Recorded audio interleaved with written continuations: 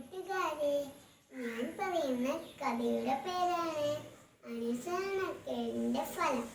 മുറ്റത്തെ മാവിൻ കൊമ്പത്താണ് കുഞ്ഞി തത്തയുടെ താമസം. അവൾ കൊച്ചു സുന്ദരിയാണ്. മാവിന്റെ കൊമ്പിൽ തത്തി തത്തി നടക്കുന്നതാണ് എന്ത് രസമാണെന്നോ.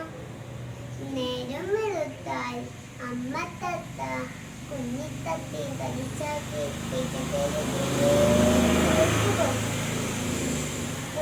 പിന്നെ വൈകുന്നേരമാണ് വരിക. പോകുമ്പോൾ അമ്മ തത്ത കുഞ്ഞിത്തത്തിയോട് പറയും, മോളെ പുറത്തേക്കൊന്നും പോരുത്, ഞാൻ വരുന്നത് വരെ കൂട്ടിൽ തന്നെ ഇരിക്കണം, ചുറ്റും ശത്രുക്കളാണ്. അത് കേട്ടി കുഞ്ഞിത്തത്ത തലയാട്ടം. ഒരു ദിവസം അമ്മ തത്ത തീറ്റ തേടി പോയി തക്ക നോക്കി കുഞ്ഞിത്തത്ത പതിയെ പതിയെ പുറത്തേക്ക് ഇറങ്ങി. ഗമയോടെ അങ്ങോട്ടും ഇങ്ങോട്ടും നടക്കാൻ തുടങ്ങി. ഇതെല്ലാം പാണ്ഡൻ പൂച്ച കാണുന്നുണ്ടായിരുന്നു. അവൻ പതിയെ പതിയെ കുഞ്ഞിത്തത്തെ മേൽ ചാടി വീണു.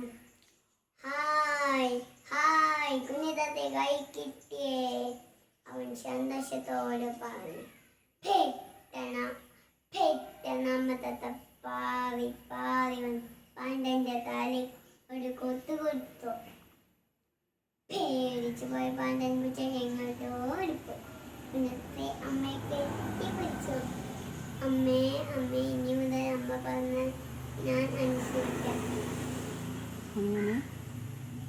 അങ്ങനെ കുഞ്ഞിത്തത്ത നല്ല കുട്ടിയായി. കൂട്ടുകാരെ, ഇതിൽ നിന്ന് നമുക്ക് എന്ത് മനസ്സിലായി?